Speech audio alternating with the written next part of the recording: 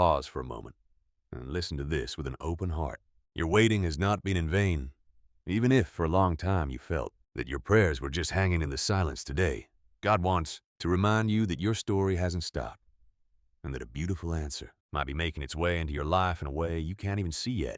Don't close this message thinking it's just an easy promise or words spoken only to lift your spirits for a few minutes. What you are about to hear comes from a much deeper truth. God has stood right beside you even on those days when nothing made sense, when you looked at the calendar and felt like time was moving forward for everyone but you. The wait hasn't been easy. There were times when you tried to hold on to your faith, but a question rose up deep inside that you probably never said out loud. Lord, how much longer? Yet, you kept going. You did what you had to do, talked with others, smiled when you needed to, and did your best to show you were doing fine. But in those quiet moments of silence, that same worry would creep back in. Your phone stayed close, waiting for a call. A door kept locked shut, an answer didn't come. A family situation just wouldn't change. And while all of that was happening, your heart fought so hard not to see the delay as being abandoned. But listen closely. Silence doesn't mean God has forgotten you. Your life has never slipped from His sight. Your prayers weren't lost in a sea of voices. Your tears were not ignored. And those days when you could barely hold on to a tiny shred of your hope were also seen by Him. Psalm 27 verse 14 says, "Wait for the Lord, be strong, and let your heart take courage." Yes, wait for the Lord. This verse doesn't paint waiting as something easy. It speaks of effort and of a heart that needs to be strengthened, because sometimes trusting can also wear you out. There are days when waiting takes more courage than moving forward. It takes holding on to belief when there are no clear signs. It means keeping your soul open even when past hurts tell you to guard yourself, and accepting that you still can't understand everything that is happening. God doesn't blame you for getting tired. He knows the difference between someone who has given up belief and someone who has held on to their faith for so long that their strength is simply running out. That's why this message isn't here to demand that you fake enthusiasm. It's here to help you breathe and to remind you that you don't have to carry this weight all on your own. Maybe the answer you want isn't right in front of your eyes yet. It would be dishonest to promise exactly how it will happen or at what exact moment it will come. But there is one thing you can hold on to today. Your waiting is already changing something deep inside of you. You've learned to tell the difference between what you want and what you truly need. You've started to understand which doors should never open to at any cost.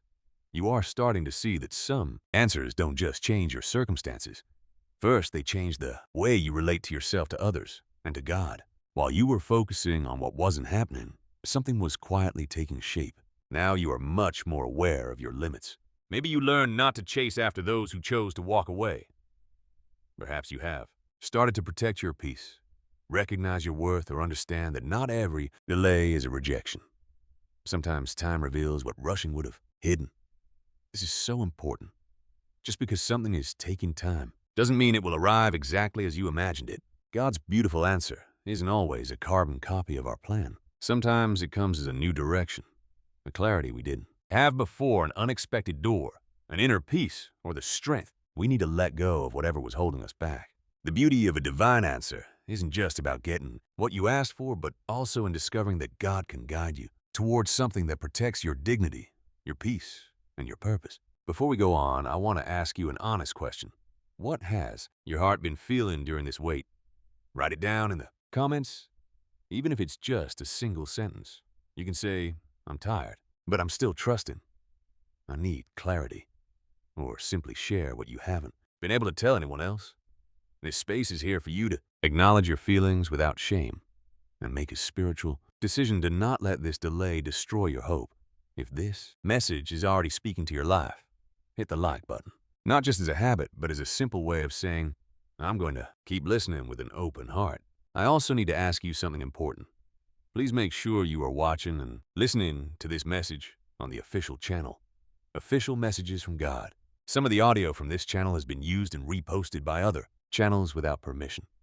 Staying here, subscribing, and sharing this video directly from its original source helps protect and support this work so we can keep creating messages prepared with respect, depth, and love for everyone who finds their way here. Always share from official messages from God, especially with someone who has been waiting a long time for an answer. I might need to find some peace today because something is changing in how you need to look at this season. The weight that seemed empty might actually be revealing a part of your story that you weren't ready to see before. None of this time was wasted. Not a single day was pointless. And those closed doors weren't working against you. There is a profound difference between a life that has stopped and a life that is being prepared. Maybe what has hurt you the most until now was not knowing which of the two you were living. But what would happen if you began to realize that even in the silence, God was already answering you in a way that, had you still not learned how to truly look? That question touches a deeply sensitive spot because for a very long time you took the lack of movement as a sign that absolutely nothing was happening. You kept looking at the same situation, hearing the same answers, and waking up with the feeling that everything remained exactly the same. On the outside, your life kept moving forward, but on the inside, you started to wonder just how much longer you could hold on to hope without receiving a single clear sign. Waiting has a quiet, painful way of wearing down your heart. It doesn't always hit you like a sudden crisis. Sometimes it creeps in at the end of the day when the house goes completely quiet and there are no more conversations to distract your mind. It shows up while you're staring at the ceiling, while you're checking your messages one more time, or when you remember the prayer you've repeated so many times that you don't even know how to say it differently anymore. Some days you trust with peace. On others, a piece of news, a photograph, or someone else's happiness triggers a deep sadness you never wanted to feel. Not because you wish them ill, but because seeing the very thing you're still waiting for come alive in someone else's life can be a painful reminder of what is still missing in yours. And that's when the comparison starts. You ask yourself why some people seem to get their answers so quickly while you have had to endure months, maybe even years, without understanding what's going on. You try your best to be happy for them, but at the same time, a part of you feels so guilty for the pain you're feeling. So, not wanting to look weak, you hide that inner conflict in silence. But God knows that part of your waiting too. He doesn't just see the prayers you offer in faith. He also recognizes the deep exhaustion. You're trying to hide the confusion you can't even put into words, and that fear of letting your guard down and getting your hopes up only to end up heartbroken again. You don't have to hide your fragile heart from him because he is already right there in the middle of it. As time went on, maybe you started to build up little defenses. You stopped talking so much about what you truly want. You began saying it doesn't matter to you anymore, even though deep down you know it does. You avoided dreaming of a different future because just thinking about it became too painful. You might have even convinced yourself that expecting less was the only way to hurt less. But a defense mechanism built to protect you can also end up locking you in. When your heart gets used to expecting disappointment, it starts to doubt even the good things that come your way. A door opens and you immediately fear it will slam shut. Someone gets close and you suspect they will leave too. An opportunity begins to take shape, and before you even let it grow, your mind is already preparing an excuse for its failure. It doesn't mean you've lost your faith. It just means you have spent far too long trying to emotionally survive the uncertainty. That is why God is not drawing near today to judge you. He is drawing near to gently touch those wounded parts of you that learn to expect the worst. His presence doesn't ask you to ignore what you've been through. He is inviting you to see that while the past may explain your fears, it holds absolutely no power to write your future. You're waiting. He may be approaching a change in a different way than you imagined. Maybe the first thing God is transforming isn't the circumstance outside, but the inner voice telling you that nothing good can happen. Because before you can receive a beautiful answer, your heart needs to be ready to recognize it. And here, a deeper question arises. If the answer started coming closer, today would you be able to receive it with hope? Or would the fear you've learned during the wait keep you from believing that it could also be for you? To understand why this weight is weighed so heavily on your heart, we need to look at something that often goes unnoticed. It isn't always the delay that hurts the most, but everything your mind starts to say while the answer doesn't arrive. Time on its own doesn't destroy hope. What wears us down is the way we interpret that time. A day without news can seem manageable. Several weeks can stir up anxiety. But when the wait drags on, the mind begins to fill the empty spaces with conclusions that aren't always true. Maybe God didn't hear me. Maybe I asked for too much. Surely something is wrong with me. This will never change. Those thoughts can appear so often that they end up feeling like facts. Without realizing it, you stop looking at reality and begin to live inside a story built by fear. The answer still hasn't arrived, but your heart is already preparing for a painful ending. Then the waiting stops being just a circumstance and becomes an inner battle. Fear forces you to imagine everything that could go wrong. Guilt makes you review every past decision, looking for the exact moment you supposedly ruined your future. Comparison leads you to look at others' lives as a measure of your own worth, and the need for control convinces you that if you analyze every detail one more time, maybe you'll find a way to speed up what doesn't fully depend on you. You could spend hours replaying a conversation. You read a message several times, trying to find something hidden between the words. You remember an old decision, and you wonder if everything would be different if you had acted in another way. You scroll through social media and find pictures of people living out what you have been praying for. Then you close your phone, but comparison has already entered your mind. What started as an external weight turns into internal exhaustion. Not because you are a weak person, but because your heart looks for explanations when faced with uncertainty. It needs to feel like it understands what is happening when it can't find answers. Often it invents conclusions to regain a false sense of control. However, thinking constantly doesn't always mean you are reflecting. There is a difference between looking at a situation calmly and getting trapped in the same thoughts without finding a way out. Reflection can lead to a decision. Constantly worrying, on the other hand, usually returns to the same point and leaves you more exhausted than before. There is also a difference between prudence and distrust. Prudence observes, learns, and moves forward with care. Distrust assumes everything will end badly before it can even begin. Prudence sets healthy boundaries. Distrust builds walls so high that even genuine people find it hard to get close. Some of those defenses were born because you have been let down before. You waited for a promise that was never kept. You trusted someone who changed their mind. You believed that an opportunity would finally open up, but the door closed once again. After going through something like that, it is understandable that your heart tries to protect itself. The problem begins when an old wound becomes the explanation for everything new. Not everyone will repeat the same story. Not every delay will end in rejection. Not every closed door means you are not enough. And not every moment of silence means God is distant. Your past deserves to be acknowledged, but it must not become a prophecy about your future.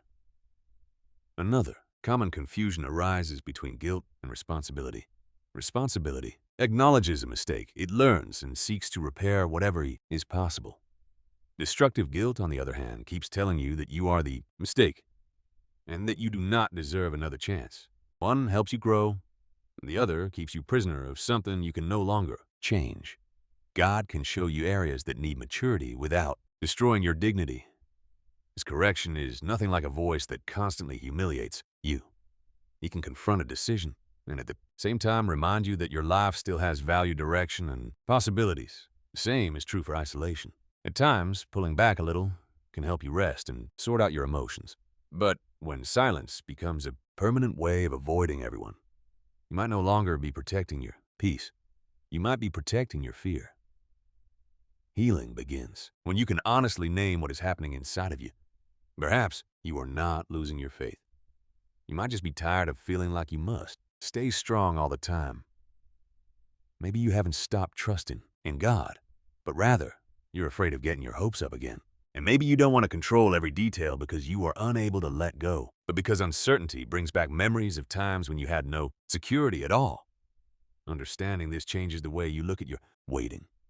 You no longer need to blame yourself for every difficult thought, nor do you have to accept every thought as truth.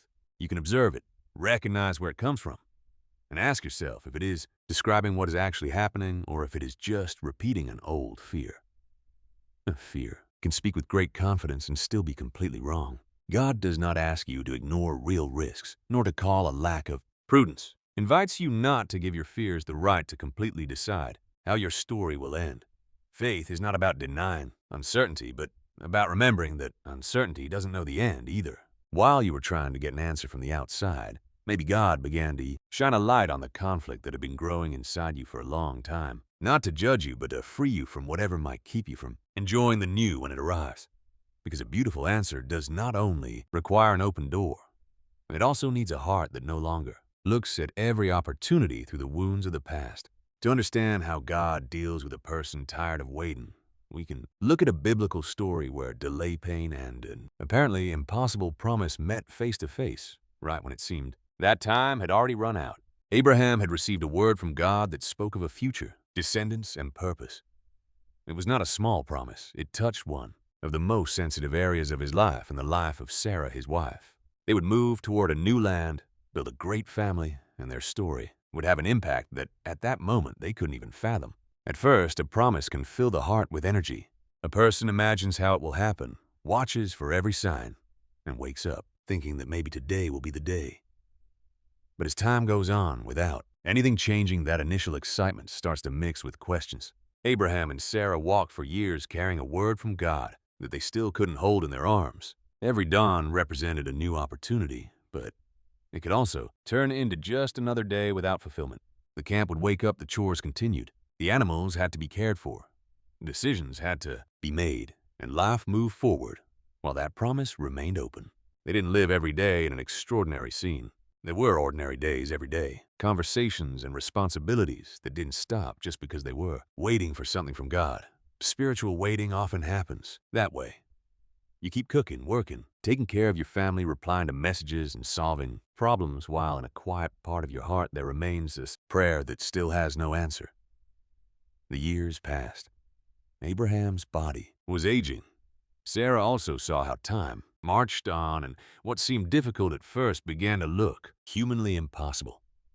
The promise remained the same, but their circumstances were no longer the same. In the book of Genesis, chapter 15, God took Abraham outside and asked him to look at the sky. There, under the vastness of the night, he spoke to him, again of descendants as numerous as the stars. Imagine that scene for a moment, the dark ground beneath his feet, the silence stretching all around his eyes, lifted toward a sky impossible to count. God hadn't shown him the promised son yet. Instead, he showed him an image to remind him that God's power was so much greater than the limits Abraham could see. Those stars didn't immediately end the waiting. The next day, reality still looked exactly the same. Yet, God was strengthening a vision deep inside him. The time had started to weaken. Sometimes God doesn't answer by first changing what is in front of us. He answers by reminding us that what we can see isn't the whole story. This doesn't mean that Abraham and Sarah always waited with perfect faith. The Bible doesn't hide their humanity. There was confusion, attempts to fix things on their own, and decisions that brought painful consequences. They felt the pressure too, the urge to do something to speed up what they didn't understand. When a person waits for a long time, they can start to think they need to help God keep his word. Anxiety disguises itself as initiative. Rushing feels like responsibility, and a choice made just to escape uncertainty can create new conflicts. Abraham and Sarah knew that tension well. Their story doesn't show us two people who were incapable of making mistakes. It shows us human beings who received a promise, struggled with time, made imperfect choices, and yet were still never out of reach of God's grace. That's the truth. Maybe during your wait you tried to open a door that wouldn't open. Maybe you forced a relationship, accepted something that didn't bring you peace, or made a rushed decision because you felt that time was running out. Maybe you look back now and think your mistakes ruined any chance of a different future. But the story of Abraham and Sarah reveals that God can keep working even when our waiting wasn't perfectly handled.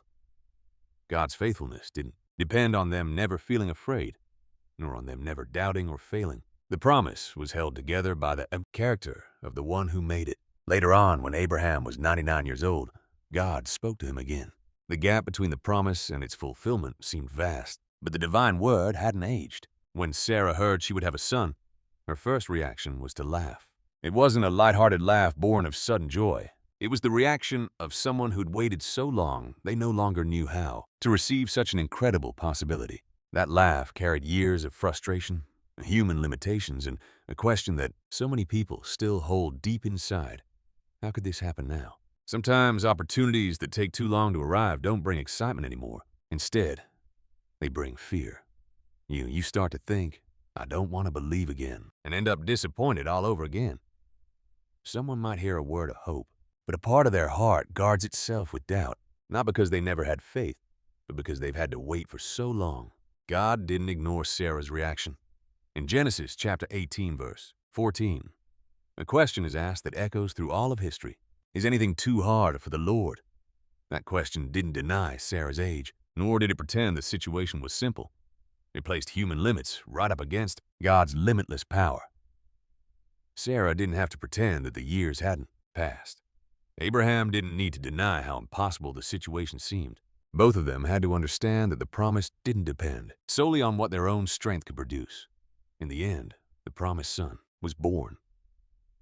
Isaac arrived when human logic said the right time had already passed. His name was forever tied to laughter, but that laughter wasn't the same anymore. What had once expressed doubt and exhaustion was transformed into pure wonder. The answer didn't erase the yucky years they had lived. It didn't make the waiting any easier, nor did it wipe away all the consequences of the choices they made along the way. But it showed that the silence was not the end of the story. God had remained faithful even when they couldn't understand the way he worked. Your response doesn't have to be the same as Abraham and Sarah's. This story doesn't mean that every desire will be fulfilled exactly how we imagine, or that every time of waiting will end the same way.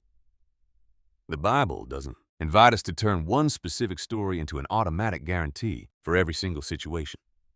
But what it does show us is that time does not limit God, and a delay doesn't mean he has abandoned you. It also teaches us that a beautiful answer can come after a deep transformation.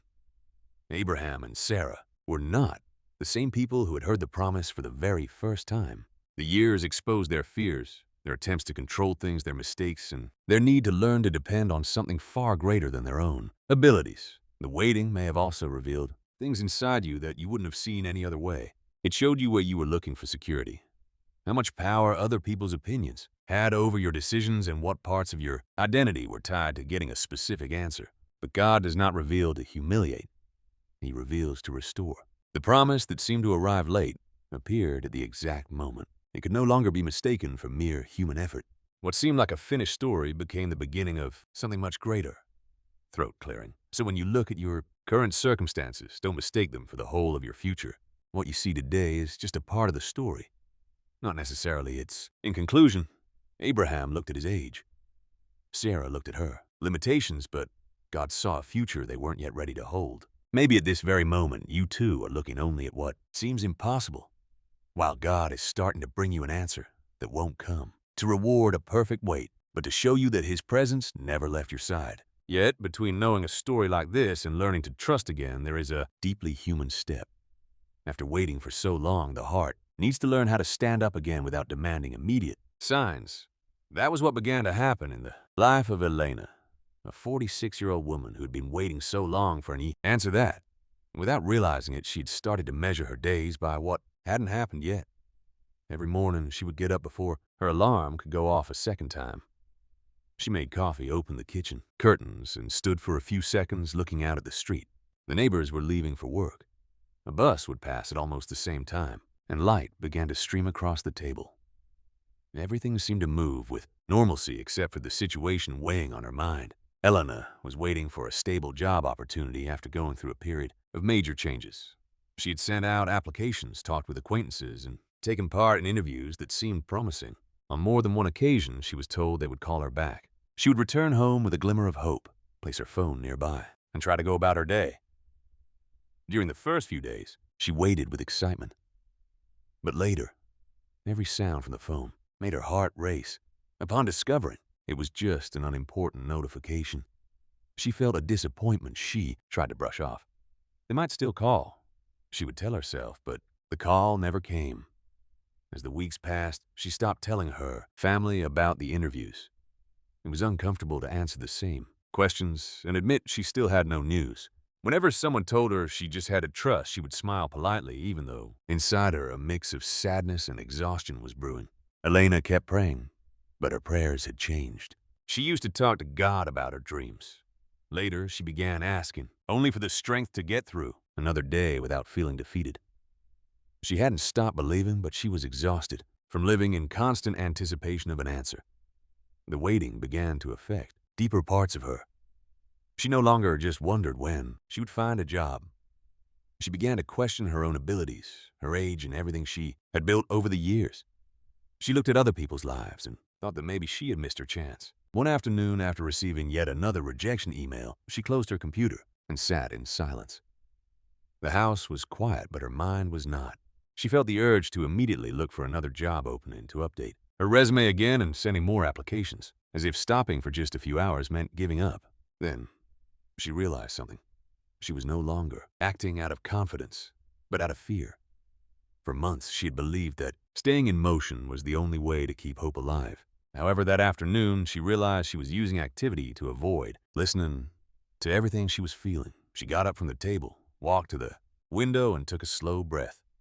Nothing extraordinary happened.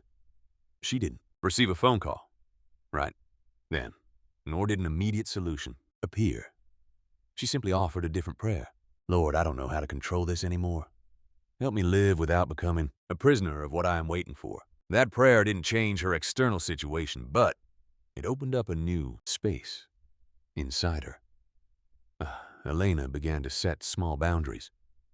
She stopped checking her email every few minutes, chose specific times to search for opportunities, and decided that the rest of the day would not be entirely ruled by that waiting. She went back to taking afternoon walks, resumed conversations she'd been avoiding, and let a trusted friend know how she was truly feeling. At first, these actions seemed insignificant. She still didn't have the answer she wanted. Some days she would find her calm again, and on others, she would wake up worried all over again. Still, something was changing. Her life was no longer on hold until the news came. She realized that waiting didn't mean abandoning everything else. She could still take care of her health and joy, a conversation, learn something new, and appreciate small moments of peace. She could keep looking for opportunities without letting every silence define her worth. On one of her walks, she remembered a phrase she'd heard years ago. A closed door can change your path, but it doesn't lessen who you are. Those words found a different place in her. Before she would have considered them nice.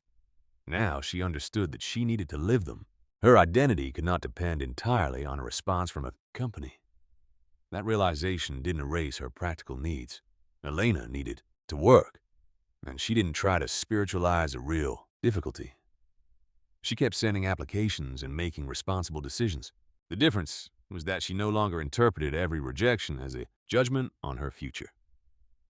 Weeks later, she received a call, but it didn't come from the places she had pushed for the most. A former colleague remembered her experience and recommended her for an opportunity Elena didn't even know about. The process still required interviews, documents, and a few days of uncertainty. It wasn't a magical or instant solution. When she finally received the confirmation, she felt joy, but she also recognized something unexpected. The answer had already begun before that call. It all started when they stopped treating themselves like a failure, when they accepted help, when they realized that resting for a few hours wasn't giving up on their faith, when they reclaimed parts of their life that they had put on hold. The job opportunity was important, but it was their inner transformation that allowed them to receive it without believing that position was the only proof of their worth. Maybe you need to hear this too. The answer you're waiting for might change your circumstances, but God doesn't want you to reach that moment completely disconnected from yourself. Your life doesn't begin the day you receive the news. Your dignity isn't waiting for anyone's approval. Your ability to love, learn, breathe, and rise again is still here, even before that door opens. That's why I want to invite you to recognize one small decision you can make during this time of waiting. You don't have to explain your whole story. Write a simple phrase in the comments: I will not put my life on hold. I am going to protect my peace. Or the words that express the step you need to take. By writing it, you aren't pretending that everything is solved. You're declaring that the wait won't have permission to extinguish every part of your life. Elena discovered that a beautiful answer doesn't always start with a visible event. Sometimes it starts throat clearing, when the heart stops living on its knees before uncertainty. That transformation raises an essential question. While you wait for God to move someone around you, what simple actions can help you recover today the peace, clarity, and strength you thought you had lost. Reclaiming peace during a long wait doesn't depend on repeating that. Everything will be fine. The heart needs simple practices that allow it to get through uncertainty without being dominated by it. It's not about doing too many things at once, nor turning faith into a new demand. When a person is tired, even a list of good advice can feel like another burden. That's why the first step isn't to try harder, but to learn to pause with honesty before God. Prayer during the wait doesn't need to be perfect. You can talk to Him without hiding your frustration. You don't have to start by saying you are strong when in reality, you feel exhausted. An honest prayer can be as simple as, Lord, I still believe, but today it's hard for me to wait. Don't let fear decide for me. Those words don't immediately change the circumstances, but they place your inner self in a place of truth. Prayer stops being a spiritual performance and becomes an encounter once again. On some days, you will have a lot of words. On others, perhaps you can only remain in silence. That silence can also be a form of prayer when it isn't empty but full of presence. Sitting down for a few minutes, breathing calmly and remembering that you are not alone can help reduce the noise that uncertainty creates inside you. Breathing doesn't solve the problem, but it can stop the problem from takes over your entire body. When you notice your mind starting to race toward painful scenarios, stop. Plant your feet on the ground, breathe slowly, and acknowledge where you are. You do not have to figure out your entire future at this very moment. You only need to return to the present moment. You can repeat to yourself, today I do not have all the answers, but God is still right here with me. This is not some magic formula. It is simply a way to remind your mind that the outcome you fear is not yet reality, and that this day holds so much more than just what you were waiting for. Another helpful practice is to write down what you are thinking. When thoughts stay locked inside your head, they tend to tangle up and grow bigger. By writing them down, you can see them much more clearly. Divide a piece of paper into 2 columns. In one, write down what you actually know for sure. In the other, write down what you are assuming out of fear. Perhaps you know that you have not received an answer yet, but you are assuming that it will never come. You know that someone is being silent, but perhaps you are jumping to the conclusion that they no longer care about you. You know that a door is closed, but your mind might be telling you that every other door will also slam shut. This practice is not about ignoring difficult possibilities. It simply helps you separate the reality of today from the worst-case scenarios that fear is feeding you.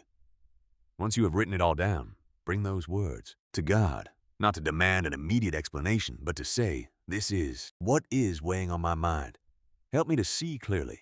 The Psalms can also comfort you when you cannot find your own words.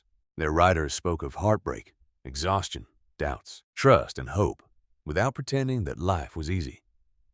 Reading a psalm slowly can remind you that biblical faith does not ignore human fragility. Psalm 62 verses 5 and 6 says, yes, my soul find rest in God. My hope comes from Him. Truly, He is my rock and my salvation. Finding rest does not mean you will feel peaceful right away.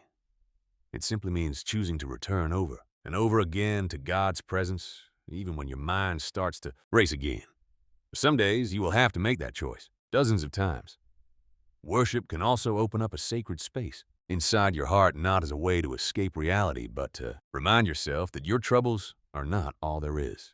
Listening to a song of faith while doing everyday chores can shift your inner atmosphere, not because it makes the worry disappear, but because it places a truer voice right beside it.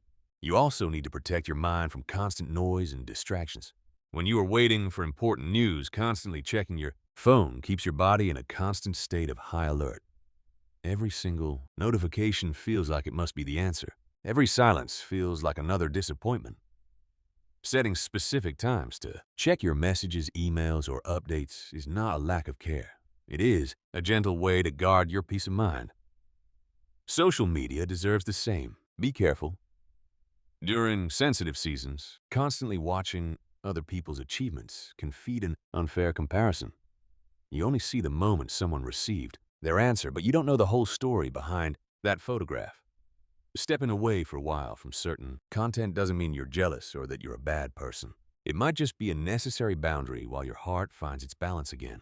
Resting is also a part of waiting. Sleeping well, eating properly, and giving yourself moments of peace are not separate from your spiritual life. Your body is a part of everything you feel. When you are exhausted, heavy thoughts often feel more permanent. Resting doesn't mean giving up on your responsibilities. It means realizing that you cannot live constantly on high alert. And you don't have to go through this season in isolation. Find someone safe, someone who knows how to listen without offering quick fixes or downplaying what you are going through. Saying out loud, "This is affecting me," can ease the burden of pretending everything is under control. Asking for company isn't a lack of faith. God can sustain you through a conversation, a gentle presence, an attentive family member, or someone who reminds you of who you are when you start to forget. Help doesn't always come as a complete solution. Sometimes it looks like a person who walks beside you while the answer is still taking shape. None of these things guarantee that everything will change tomorrow. Honest prayer doesn't force God to follow a schedule. Taking a breath doesn't eliminate a real need. Writing doesn't automatically open a door. Resting doesn't solve every worry. Their value lies in how they keep you whole during the process. You don't have to do everything today. Just choose one single action. Maybe it's turning off your phone for half an hour, writing a prayer reading, a psalm before bed, or telling someone how you really feel. A small step, patiently repeated, can start to give back space for peace. Because waiting shouldn't consume every conversation, every meal, or every single moment of your day. The answer you hope for is important, but it isn't the only part of your life where God can meet you. While one door remains closed, other forms of grace keep flowing in. A peaceful morning, a strength you didn't know you had, a timely conversation, a new clarity, or just the strength to get through a day that used to feel way too heavy. When these practices begin to become integrated into your routine, faith stops being just something you hope to feel in extraordinary moments. It starts to show up in your everyday decisions, in how you talk to your family, and how you protect your thoughts, and in what you choose to do when no one else is watching. Believing while you listen to words of hope can feel completely possible. The hard part is holding on to that perspective once the message ends and you are back facing the exact same reality. The waiting continues while you make breakfast, reply to an email, or try to focus on a task. It can linger during a family conversation and rush back the moment someone asks about what still hasn't been resolved. In those moments, faith doesn't always show up as some intense, overwhelming emotion. Often it shows up as a small, quiet choice, different from the one you would have made before. Faith becomes visible when you decide not to check your phone for the 10th time in one morning, when a notification isn't the news you were hoping for. And instead of letting disappointment ruin your entire day, you take a breath and keep going. When you see someone else succeed without immediately turning it into proof that you've been left behind, healing begins to show in those quiet, everyday choices. It doesn't mean you don't feel sad anymore. It just means that sadness no longer controls your every move. Comparison might still creep in, but it no longer has the same power to define your worth. Fear can still ask its questions, but you're starting to answer back with far more clarity. This kind of everyday faith also changes how you treat the people you love. A long, drawn-out wait can make us impatient. We might snap at someone who has absolutely nothing to do with what we are worrying about, shut down during a meal, or take every single comment as a personal attack. But when you realize what's happening, you can break that cycle. You can say, "I'm really anxious today and I just need a few minutes." Instead of hurting the person who reached out, you can ask for their company without expecting them to fix your problem. You can also set a boundary when someone keeps pressing you for answers you don't have yet. Protecting your peace doesn't mean letting everyone into the most sensitive areas of your life. There are questions you can answer very simply. "I'm still waiting, and when I have news, I'll let you know." You don't need to justify yourself, prove that you are doing enough, or explain every single choice just so others approve of your journey. Your waiting is not a public show. At work, faith can lead you to take care of what is in your hands without trying to control what belongs to others. You make that call, you prepare the document, you look for new opportunities, and you handle things responsibly. And then you accept that the outcome doesn't depend on how much you worry. Staying up all night worrying won't make you any better at solving things the next day. There are also decisions that shouldn't be made just to escape from discomfort. An offer might look attractive simply because it promises to end the uncertainty quickly, but that doesn't mean it's the right choice. A person might come back When you feel most vulnerable and the relief of not being alone can be mistaken for a sign that everything should start all over again. Urgency is not always direction. Before you agree to something important, ask yourself if that decision respects the boundaries and clarity that you have built up during this process. See if it brings you closer to peace, or if it just silences your fear for a few moments. Faith doesn't demand that you accept just any opportunity out of fear that another one won't come along. On social media, remember that you are comparing your whole journey with a single curated moment from someone else's life. You don't know how many conversations, losses, struggles, or years went by before that post. Someone else's answer doesn't prove that God is late to your story. You can celebrate the good things happening in other people's lives without using them to measure your own worth. And when you don't have the strength to do that, yet you can step away for a while without feeling guilty. Honesty is also part of a mature faith. Little by little, things start falling into place. You keep waiting, but you no longer hand over each day as a sacrifice to news that hasn't arrived. You find your way back to conversations, responsibilities, and simple moments. Life stops feeling like a waiting room where you sit around until someone calls your name. God is also present in what happens while you wait. He is in the wisdom with which you turn down an offer that would have cost you your peace, in the calmness of how you respond to something that used to cause an argument, in the decision to rest even though you still have so many questions, in the courage to keep going with a plan with no guarantee of immediate results. It's possible there are still difficult times. A significant date can bring back the sadness. An unexpected rejection can touch a wound you thought was healed. That doesn't mean you've lost all the progress you made. Maturity isn't about no longer feeling. It's about not letting every temporary emotion destroy the direction you've begun to build.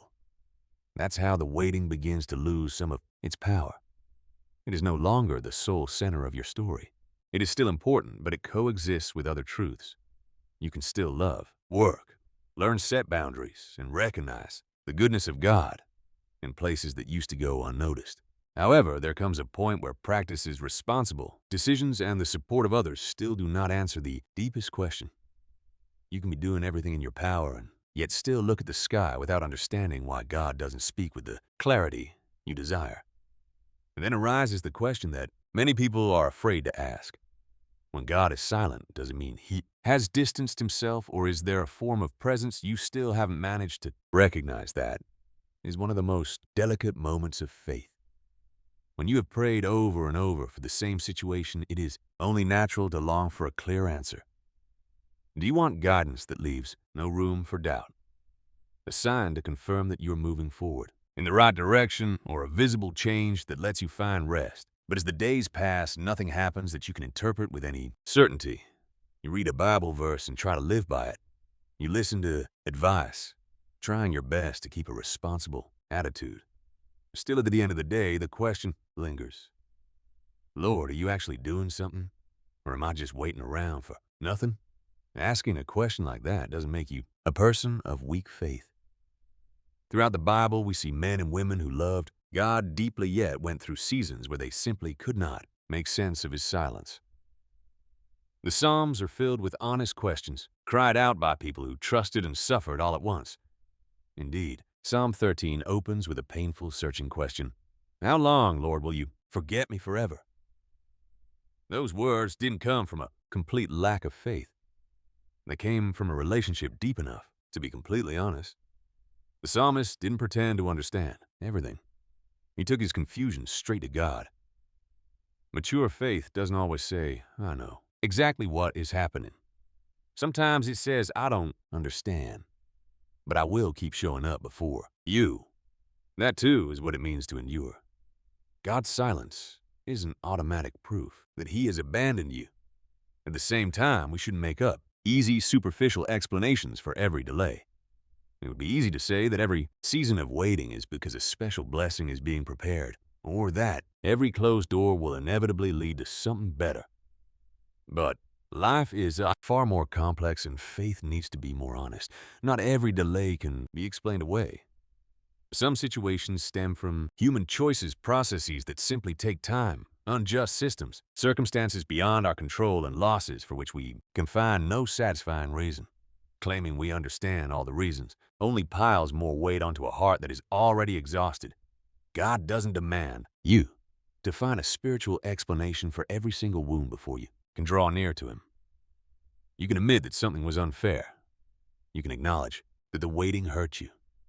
You can accept that you don't know why any answer took so long or why things took a completely different turn than what you expected. Just because you lack a full explanation doesn't mean you lack God. His presence can make itself known long before clarity ever arrives. You can find yourself held together by a quiet strength just to get through the day, a timely conversation that happens at the perfect moment, or a quiet wisdom that stops you from making an impulsive decision. Maybe you expected God to speak by taking the problem away, but instead He began answering by teaching you not to lose yourself within it. You wanted an open door, and while that door stayed closed, He helped you set boundaries that you never had before. You were hoping for the reconciliation, but you started to realize that loving doesn't mean, once again, allowing what destroys your dignity. You were looking for an answer from the outside, and you found the courage to acknowledge a truth you had been avoiding for a long time. None of this automatically turns waiting into something good, but it shows that the delay has no power to stop God from working within you. Sometimes, the first thing that changes isn't what you are looking at, but the person who was looking at it. The problem is still there, but you no longer react the same way. The uncertainty remains, though little by little it stops ruling your decisions. You don't have all the answers, but you are regaining enough clarity to take the next step. This inner work might seem small compared to this solution you are longing for.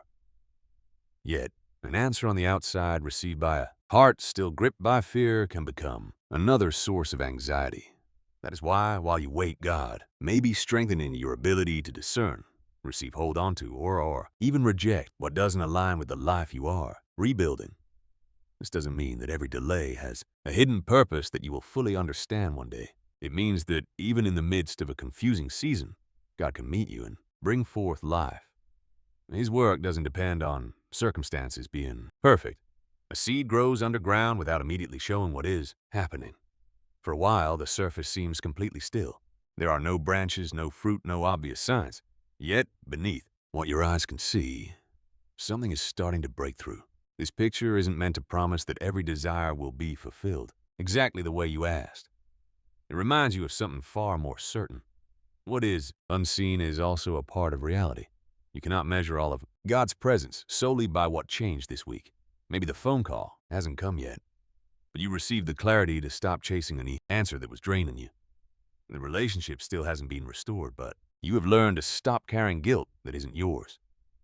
The family situation remains delicate, though you have started to respond with more wisdom. The opportunity hasn't shown up yet, but you are regaining the confidence you need to recognize it when it does. The beautiful answer that is coming your way might include exactly what you have been asking for. It could also show up as a new direction, a freeing truth, or the confirmation that you should no longer stay in a place that was draining your peace. That is why trusting doesn't mean forcing God to answer in one specific way. It means keeping your heart open to recognize His guidance, even when that guidance doesn't completely match the scenario you pictured in your mind. Take a quiet moment and think about this question. During your wait, what small change has already begun inside you? Even if the situation, outer circumstances haven't been resolved yet, maybe you are more aware of your limits. Maybe you no longer accept just any treatment out of fear of losing someone. You might have learned to ask for help, to rest, or to talk to God with a sincerity you didn't have before. Share that transformation in the comments, even if it seems simple. You can say, I am learning to let go. I no longer want to live in fear, or God is teaching me to protect my peace. Recognizing this change doesn't mean settling for the wait. It means realizing that the silence wasn't completely empty. God might be closer than your emotions can perceive at this moment. He doesn't always come with an immediate answer. Sometimes He reveals Himself as a presence that keeps you from falling, a truth that restores your dignity, or a brief peace that appears when you thought you couldn't go on anymore. Silence is still hard because it doesn't give us the control we want. It forces us to walk without knowing every detail and to hold questions that don't go away quickly. Yet, maybe the wait isn't asking you to stand still, but to learn to move forward in a different way. Waiting doesn't mean staying stuck. There is a difference between resting in God and abandoning the decisions that actually are in your hands. Faith doesn't ask you to stand in front of a closed door for years without looking to see if there are other paths, new possibilities, or changes you need to make. You can trust and at the same time reorganize your life. Maybe you need to update a plan, learn something, get your finances in order, seek guidance or resume, a project you left behind. Maybe the time has come to set a boundary you were avoiding out of fear, finish a pending conversation, or admit that a certain direction no longer fits the person you are becoming. None of those actions contradict your faith. Sometimes we expect God to do something extraordinary while ignoring a simple decision we already know we need to make. We ask for clarity, but we avoid the conversation that could bring it. We pray for a new opportunity, even though we keep repeating habits that keep us stuck. We want peace, but we keep letting someone cross the boundaries God helped us recognize. Mature waiting is not passivity. It is discernment. It is about learning what you need to let go of, what you need to keep doing, and what you can no longer control. You won't always have absolute certainty, but you can move forward with the clarity available today without demanding to know the whole path before taking the first step. It is also necessary to remember that not all suffering was sent by God to teach you a lesson. Some wounds are born from human decisions. Others come from injustices, losses, unforeseen circumstances, or the limits of life itself. There are things you didn't choose and that you would have ever asked to go through. Faith doesn't require you to call everything good that hurt you. You can acknowledge that something was painful and unfair, and at the same time trust that God can meet you right in the middle of that experience. He didn't have to cause the wound to start healing you through it. Maybe someone made a decision that changed your plans. Perhaps an opportunity was lost for reasons that were never in your control. Maybe a relationship ended without giving you the answers you needed, or family circumstances forced you to take on responsibilities you never expected. None of that has to be romanticized. You don't have to be grateful for the pain or pretend the loss didn't hurt. You can grieve what happened, acknowledge its consequences, and let God walk with you without letting that pain become your permanent identity. The wound is a part of your story, but it doesn't have to be the place where your story remains stuck. Maturity in the waiting begins when you stop only asking when it will end and start looking at who you are becoming as you go through it. Are you becoming more self-aware or more hardened? Are you learning to ask for help, or are you isolating yourself? Is the waiting strengthening your boundaries, or is it pushing you to accept just anything just to get an answer? These questions aren't here to blame you. They are meant to give you back your agency in a season that might have made you feel powerless. You can't force someone to change. You can't control a company's decision speed up every process or dictate the exact moment a door will open. But you can choose how you will guard your life. In the meantime, you can keep your heart open without giving it away to just anyone. You can keep waiting without turning every day into a pause. You can hold on to faith without denying that some possibilities need to be reconsidered. Sometimes the answer begins when you accept that you need to change direction. This doesn't mean you gave up too soon. It might mean you finally realized that God's guidance wasn't limited to a single path, a single person, or one specific opportunity. You might have pictured the answer coming through one particular door, but God can lead you to a place you never even considered. And even if this new direction feels like a loss at first in time, it can reveal a freedom that clinging kept you from seeing. Waiting can also become a season of reclaiming your identity. For a long time, you might have defined yourself as the person waiting for a reconciliation, a job, news, an opportunity, or a change in your family. That situation took up so much space that you started to forget other parts of yourself. But you are so much more than the answer that hasn't arrived yet. You are still a person with strengths, deep feelings, a story, choices, and possibilities. You don't need to wait for someone to choose you to recognize your own worth. You don't have to get external validation to start treating yourself with dignity. God can help you rebuild that identity while the circumstances remain uncertain. The beautiful answer that's coming won't necessarily find the same person who began this wait. It might find you more self-aware, freer, and less willing to settle for what you used to mistake for love, purpose, or security. That is also part of the preparation. Not a preparation based on the idea that you have to be perfect before receiving something good, but in the possibility that you won't repeat the same choices that hurt you before.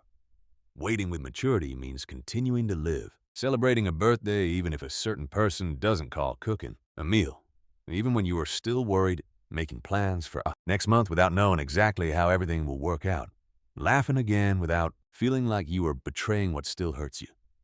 Joy doesn't cancel the wait. You can experience a good moment and still need an answer.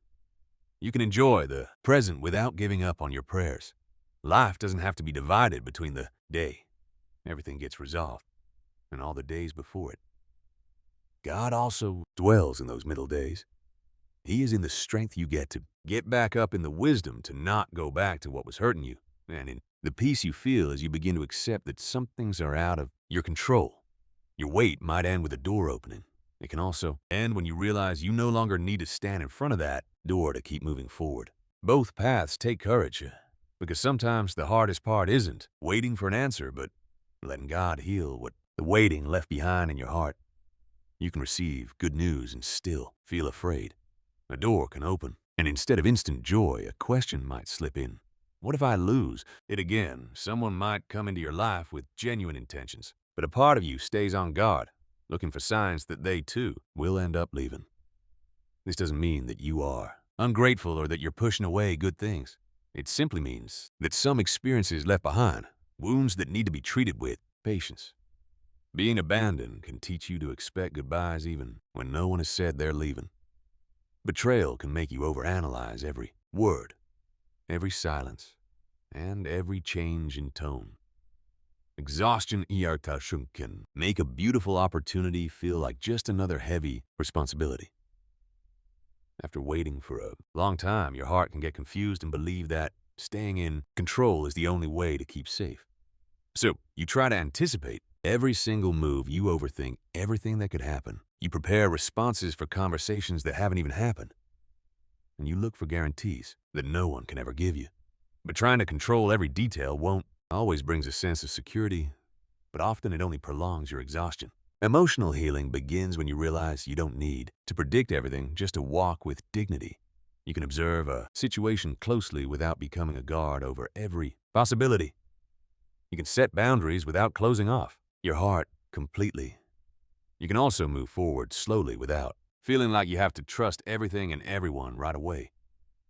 God doesn't demand that you ignore the red flags, nor does he ask you to go back to the places that destroyed your peace just to prove you've forgiven them.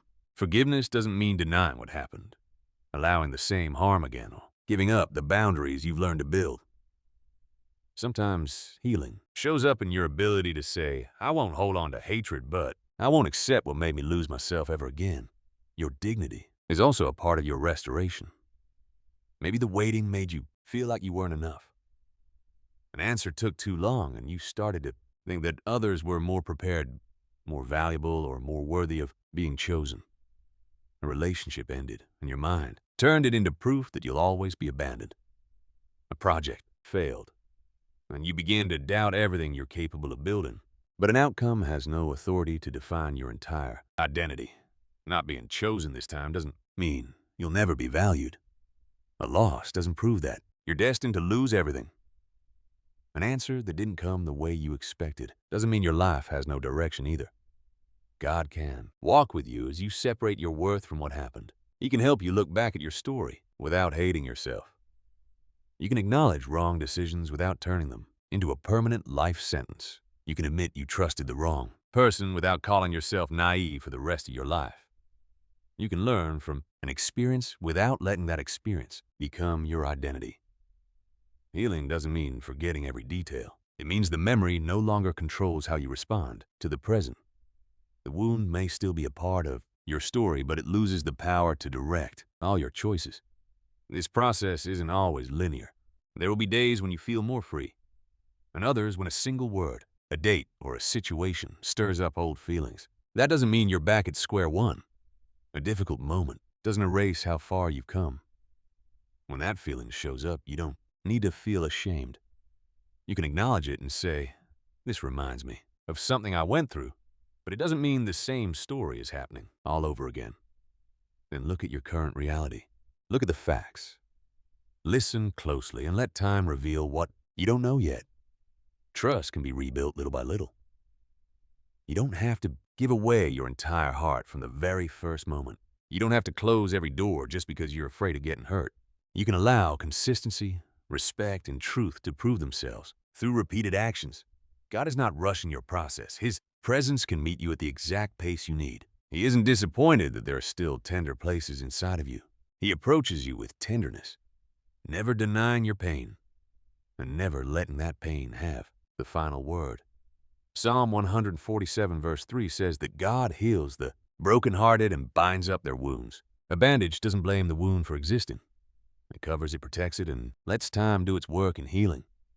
In the same way, the grace of God doesn't force you to pretend nothing happened.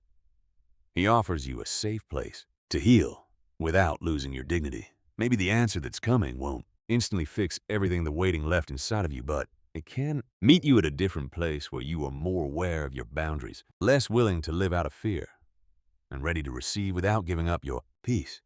Because the beautiful thing isn't just that a door opens.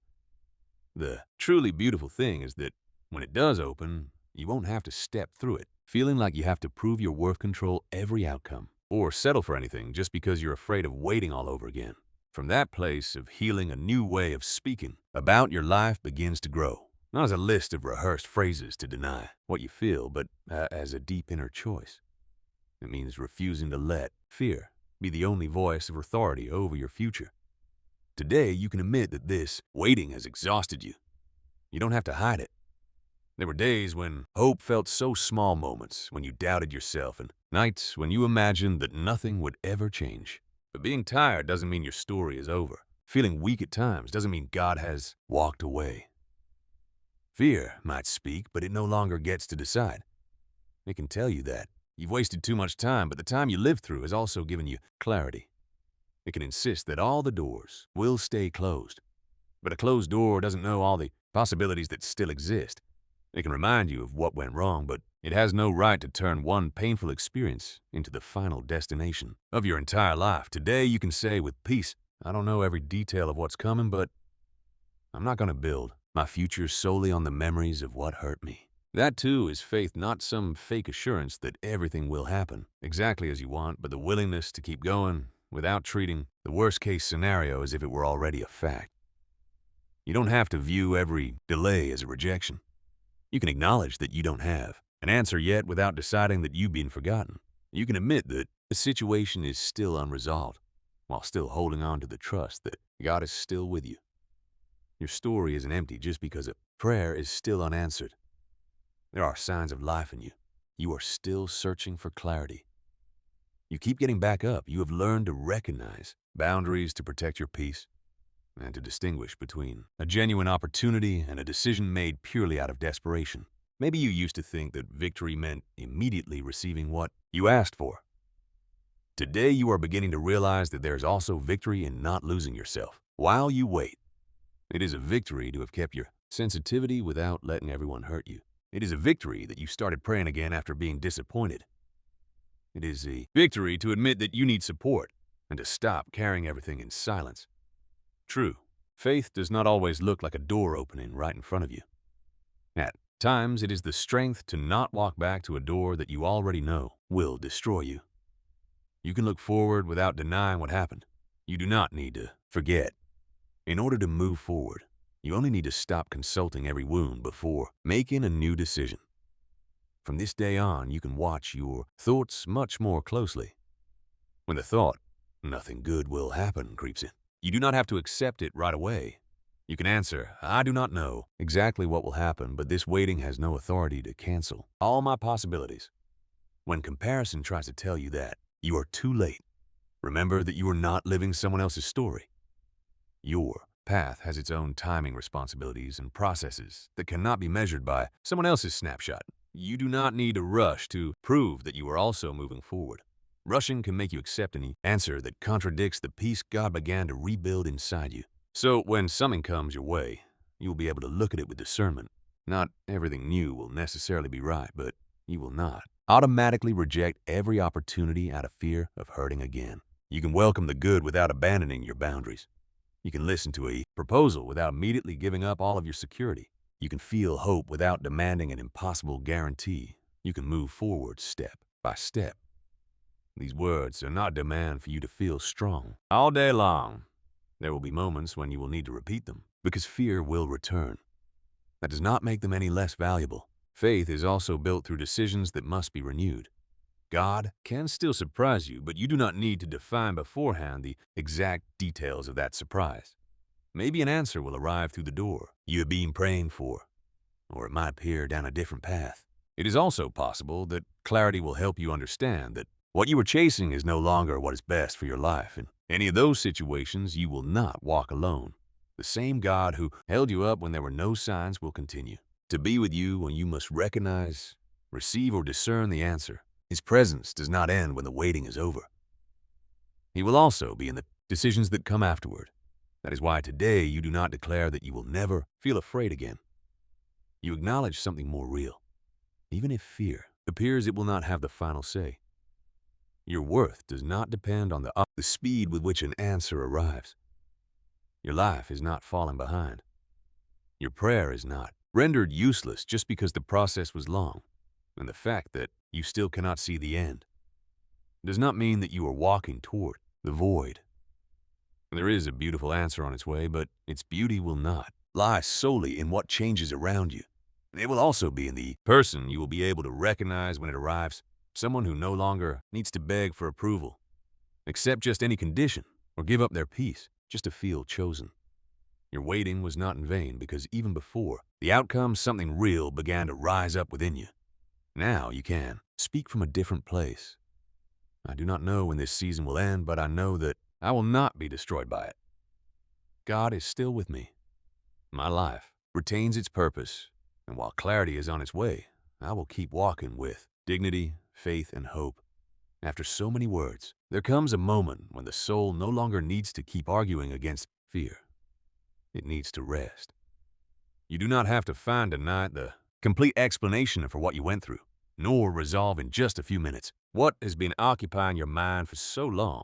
For a moment, allow your body to receive this message too. Relax your shoulders a little, let go of the tension you might be holding in your face. Breathe calmly, without demanding of yourself to feel something extraordinary. Just acknowledge that you are here, that you made it to this very moment, and that you do not have to go through it alone. You have thought so much about this waiting. You have looked at it from different angles, searched for signs, remembered conversations, imagined possibilities, and tried to prepare yourself for any outcome. Perhaps your mind believed that staying on alert was the only way to protect you, but you do not need to watch over your future all through the night. There are things that require responsibility, and you will be able to take care of them at the right time. There are also situations that will not change just because you run through them one more time before going to sleep. Overthinking does not always produce a new answer. Sometimes it only drains the strength you will need tomorrow. This moment is not for giving up on what matters to you.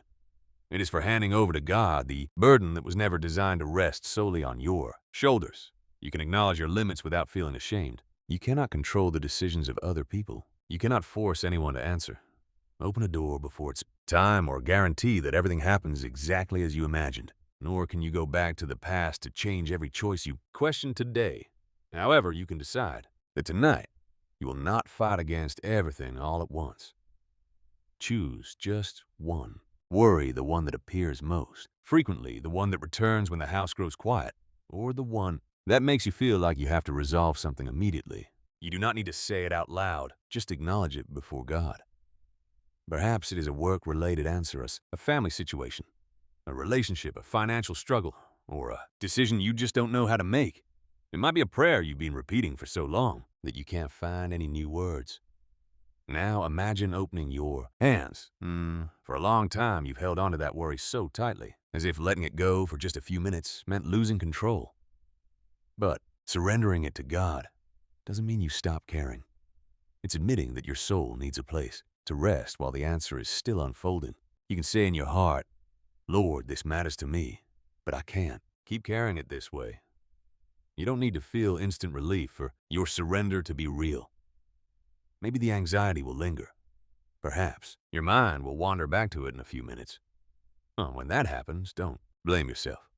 Just gently bring yourself back. Take a deep breath and remember that letting go is a practice. Peace doesn't always come like some overwhelming feeling that suddenly changes everything. Sometimes it's just a few seconds where your mind stops racing, like choosing not to check your phone one more time, clears throat, or simply closing your eyes without rehearsing another explanation. Those little moments count too. God isn't waiting for you to come to prayer completely put together. He welcomes you with all the exhaustion you carry, with the doubts you still can't shake, and with that part of you that wants to trust, even though you're still afraid. You don't need to clean up your life before drawing near to Him. God's presence doesn't depend on your ability to sort out every single emotion. He can meet you in the middle of your confusion, walking with you as you slowly find your clarity again. Remember what you've learned from this message. The delay doesn't define your worth. The silence is not proof of abandonment. Your life isn't on hold just because an answer is still pending. And even if you can't control the outcome, you can take care of the person you are becoming while you walk toward it. Your waiting hasn't been in vain. Through it, you've recognized your wounds, learned to set boundaries, and realized that faith isn't about pretending that nothing hurts. You've also discovered that a beautiful answer doesn't always come to match your plans perfectly, but to guide you toward a life where you can keep your dignity, your peace, and your communion with God. Right now, there's no need to keep overthinking. Let these truths sink from your mind into your heart. You don't have to hold on to all of them. Just keep one. God is still with you, right here. Not just on the day the phone call finally comes, not only when the door opens, not just when you finally understand why the path took this turn. God is with you in this very moment, before the outcome, while you breathe and realize that you need to rest. Maybe tomorrow there will still be loose ends. You'll have to make decisions, reply to messages, and carry on with your responsibilities. But you don't need to live tomorrow before it even arrives. For now, this moment is enough. Your breath is enough. Your willingness to draw closer to God is enough. And even if your faith feels small, you aren't being held by the strength of your own hands, but by the presence of the one who knows the beginning, the journey, and everything you still cannot see. Let the noise fade away. Let go of the need to find an immediate sign. Let your heart rest from the burden of trying to understand everything. The answer will come in the right way and at the right time, but tonight, you don't need to chase after it. You just need to remember that you are still deeply loved, even as you wait. With this truth before us, we can lay this season before God, not to demand a date or force a specific way for Him to answer, but to ask Him for peace guidance and the strength to wisely receive whatever is coming. Let us pray together. Heavenly Father, today I come to you with an open heart, without trying to hide the weariness that this waiting has left deep inside me. You know every prayer I have, repeated every question that still has no answer. And every single moment, I tried to stay strong even when inside I felt my strength fading away. You know how much what I am waiting for truly means to me. Do you know the call I am waiting to receive? The door I need to see, open the family situation I long to see, restore the answer that could bring clarity and that heavy worry that rushes back into my mind whenever everything goes quiet. Today, I don't come to demand a date or to tell you how you should answer. I come to admit that I simply need your presence as I keep moving forward. Lord, forgive me for the times I mistook your silence for abandonment, for the moments when I thought my prayers were lost or that my story had been forgotten. Help me remember that I don't need to see the entire path to trust that you are still with me. When fear tells me nothing will ever change, remind me that fear doesn't know my future. When comparison makes me feel like I'm falling behind, teach me to respect the process of my own life. Don't let me measure my worth by how quickly other people receive their answers. Keep me from making rushed decisions just to escape the uncertainty. Give me the wisdom to recognize the right doors and the courage to walk away from things that look like an answer but threaten the peace you have begun to rebuild inside of me. I don't want to accept just any condition out of fear of having to keep waiting. I don't want to go back to places that hurt me just because loneliness or exhaustion makes me doubt. Teach me to move forward with wisdom without closing off my heart and without ignoring the boundaries that I need to maintain. Father, heal the wounds this waiting has left inside me. Touch the part of my heart that's afraid to trust again, the part that braces for loss before even receiving, and the part that feels like it's not enough. When an answer is delayed, remind me that a delay doesn't define who I am, and a closed door doesn't take away my dignity. Someone who chose to walk away has no right to decide how much I'm worth. A difficult outcome can't define my entire story. Help me look at myself with the same mercy you show me. Give rest to my weary mind. When my thoughts start to replay the same scenarios over and over again, help me come back to the present moment. Remind me that I don't have to figure out tonight everything that belongs to tomorrow. Bring peace to my home, strengthen my family, and walk beside those who are also waiting for an answer.